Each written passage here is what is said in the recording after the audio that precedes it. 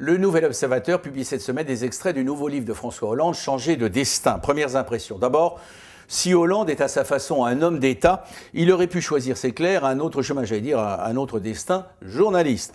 Car les portraits qu'il brosse sont vrais, enlevés, saisissants. J'ai parfois envie de plaider pour un peu d'indulgence, dit-il d'Eva Joly, le procureur Eva Joly. Suivez mon panache, écrit-il de François Bayrou, grand admirateur d'Henri IV. Mais c'est un panache gris, cruel, forcément cruel. S'agissant de la personne de Sarkozy, le propos est par exception plutôt retenu. Mais s'agissant de son bilan, quel dégelé!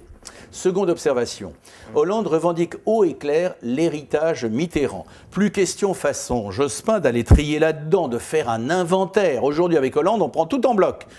Je suis de la génération Mitterrand, martèle le candidat. Comme quoi, avec le temps qui passe, beaucoup de choses s'arrangent, s'apaisent ou bien s'oublient. D'ailleurs, c'est Mitterrand qui le disait, donner du temps au temps. Enfin, il y a dans ce livre de très belles pages sur la France. Je l'avoue, j'aime les grandes heures de l'histoire de France, écrit Hollande. C'est très beau.